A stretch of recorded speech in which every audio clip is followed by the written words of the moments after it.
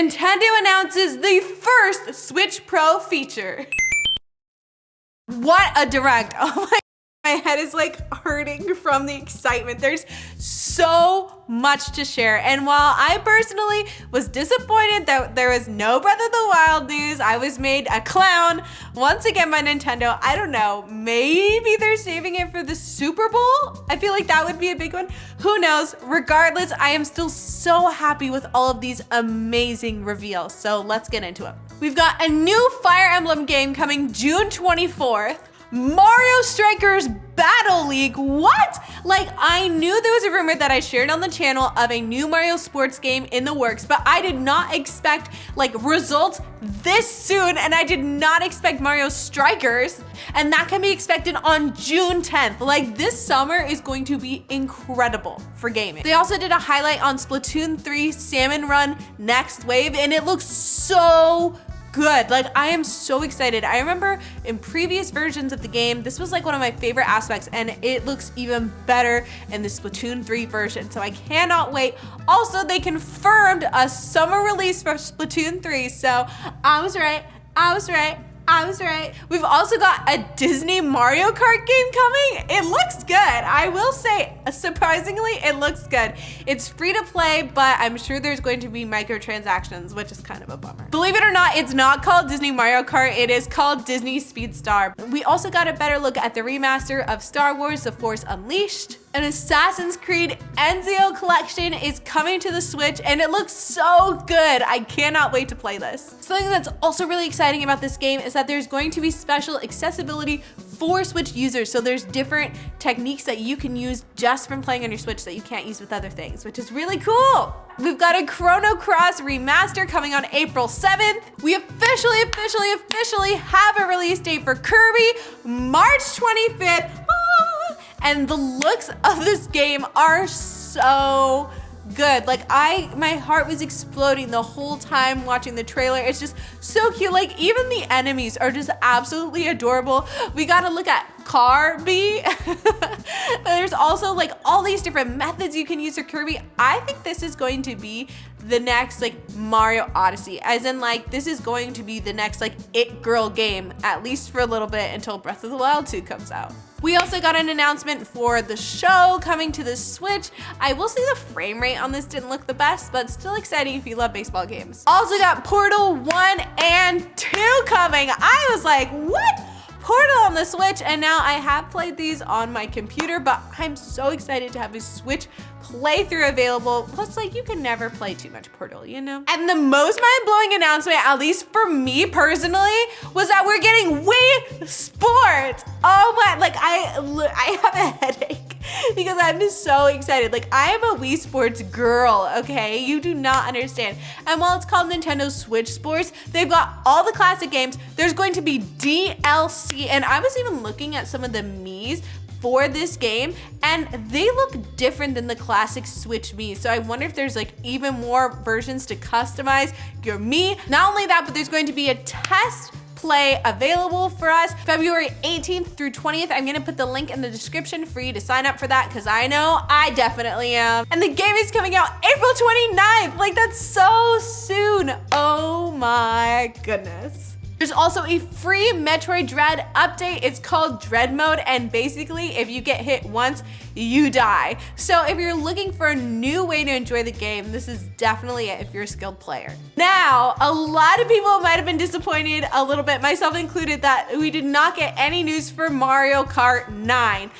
But on the other side of the coin, we are getting 48 courses available in DLC for Mario Kart 8. So still a great trade-off. I mean, 48 courses, that's practically an entirely new game. So I am really excited about that still. What a crazy week in Nintendo world, friends. We've got the first Switch Pro feature leaked by Nintendo themselves. We've got somebody in jail for 5 years. We've got Nintendo Minute Tea and more. Let's get into it. Do you love Nintendo?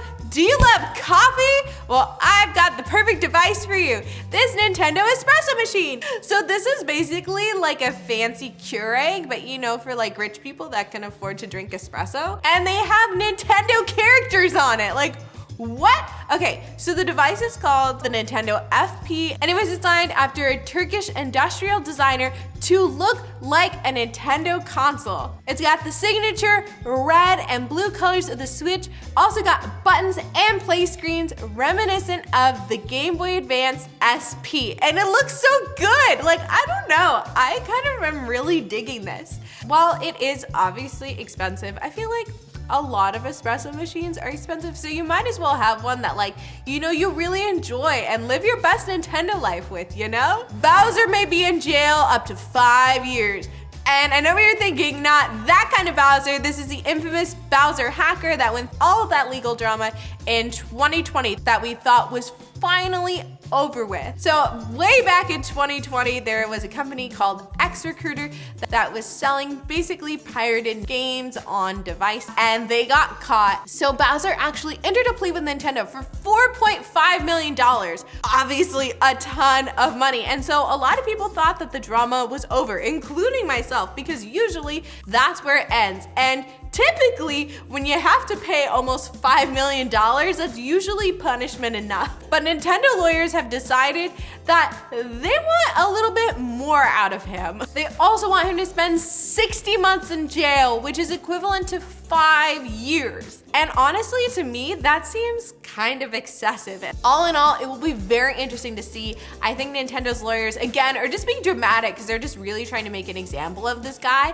I don't know, only time will tell. Speaking of Nintendo drama, I feel like all of us have heard about the drama going down with Nintendo music and copyright. So we all know that if you want to listen to Nintendo music, you can't just pull up Spotify. There is no way to listen to the music except for in the games themselves, which sucks. Gilva Sunners was like the only shining light. Like, his YouTube channels were like the only place to listen to Nintendo's music, not because he was stealing the music, but literally because he was just trying to create a place for people who love the music to listen to them. I listen to them a ton. And recently Nintendo cracked down on thousands of his videos and knocking him off of the YouTube map, which again had a lot of people pretty irritated, because if Nintendo did it themselves, there wouldn't be a need for any of these types of channels. And these types of channels were created by people who love Nintendo and literally just want to geek out and listen to the music all day long. All that being said though, it looks like Pokemon has released music from some of their games for you to readily listen to for free in their Pokemon music library. It is officially called the Pokemon DP Sound Library, and I actually have a link to it in the description. Go ahead and listen. With more will they or won't they back and forth than a couple in a sitcom, Nintendo seems to be very wishy-washy about whether or not they actually are going to release a Switch Pro.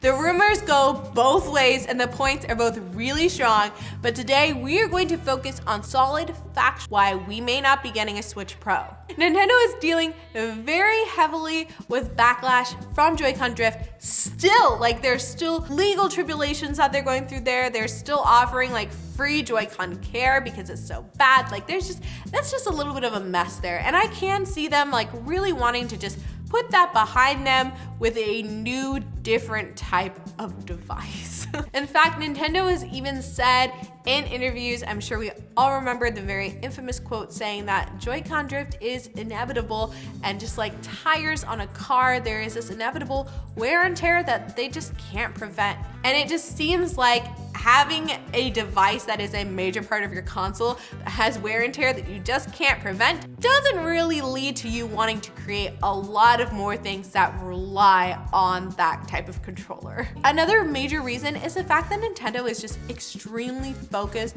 on software right now. Like, hardware does not even seem to be at the forefront of their mind. Like, from Breath of the Wild, Metroid Prime 4, Dying Light, and more, there is more of a focus on software than ever. And I just can't see themselves pulling a lot of attention away from that software to be focusing on hardware, at least currently where we are right now with all of those major games on the line. Truthfully, I think the biggest reason of all is that there's still a chip shortage. Like, there's no end really in sight, at least for a couple years, it seems, with this chip shortage, and they're not the only people affected by this. So I just can't see them thinking of a viable business model that could have them relying on things that they already don't have enough of. Another major reason too is Nintendo just does not want a repeat of the Wii U, which is understandable. The Wii U crashed and burned. And honestly, it's not that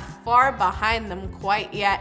And the final reason is the fact that analysts seem to actually be pushing really hard the idea of an entirely new console coming in 2024. And I keep seeing this pop up. So I don't know, a part of me is starting to really believe it. The first time we ever heard about this was from an Atmosphere analyst who said the following: "I'm not expecting a Switch Pro in 2022.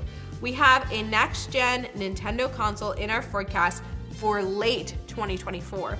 Which again, I feel like combined with the other leaks and rumors we're hearing and the other reasons that I listed, it doesn't seem that crazy at all. Plus, the Switch originally came out all the way in 2017. So by 2024, that is a long period of time for just one console. And technology has advanced so much even between now and then. I can't imagine it in another 2 years where we're gonna be at. It just makes sense that they would be excited about trying new things by then. Speaking of all things Nintendo, it seems like Nintendo has made their first light statement about either the Switch Pro or whatever the next console is after the Switch. In Nintendo's latest financial meeting, they revealed that the Switch has sold more consoles officially than the Wii, which is really exciting. Now, they still have a lot to go to outsell the Nintendo DS and the Game Boy, but there's still time, you know? So the official quote of what they said about the matter is the following: "Into 6th year of Switch,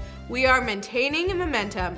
We are looking at how to expand and grow this 100 million users leading into next-gen device." So from that quote alone, we can assume that means that whatever this next thing is going to be, it's going to be backwards compatible with Switch, which is very exciting. And again, not an entirely new concept, yes. So now this is a weird one. In the exact same meeting, Nintendo says that it has interest in NFTs and the metaverse. And I'm just like, why? What is happening here? Nintendo has said in this that they have an interest in NFTs and the metaverse, but they don't know how to, quote, make it funny. And I'm just so much surprised. Why? And something that even more blew my mind is the fact that they admitted that they were thinking about this in terms of the Animal Crossing world. That's right, you heard correctly. I'm going to read you the exact quote because again, this is just wild. "The metaverse is attracting the attention of many companies around the world, and we believe it has great potential. In addition, when the metaverse is mentioned in the media, software such as Animal Crossing is sometimes cited as an example, and in this sense, we are interested in it." Which again is so interesting. So could there be an Animal Crossing type metaverse? I don't know. That being said, Ubisoft and Konami have already started their own NFT programs, which my mind is blown. I don't want to openly admit that I do not understand what NFTs are. Don't want to have to learn about it. And if it becomes a reality, I will have to. All right, kids. Buckle up. I've got some real tea coming your way about Nintendo Minute. So if you guys remember when Nintendo Minute ended pretty much abruptly, neither of the hosts really spoke about why they left. They didn't really say, but I, on my own time, kind of put together the pieces and was like, it's probably because their office is closing, which is making them, reevaluate whether or not they want to make the move and they're losing their studio, blah, blah, blah, blah, blah. And the host actually confirmed that this is the exact reason in a recent interview, which left me feeling pretty smart. Let's do the I was right dance. Do. I was right. But that's honestly not even the big tea that was revealed in this interview. The biggest tea to me was that both of them are no longer working at Nintendo, which honestly, I did not see coming. Bigger than that is the fact that in this interview, they said that their next steps for what they're going to do is they're going to pursue making content together in a non-Nintendo type realm. Which is I didn't even know they were close like that. I get that they hosted a show together, but I didn't even realize they were real friends that were, gonna be business partners outside of Nintendo. That's just crazy. I'll read you the exact quote from this because again, it just blew my mind. "So I think we're at a place where we really want to continue to make content together.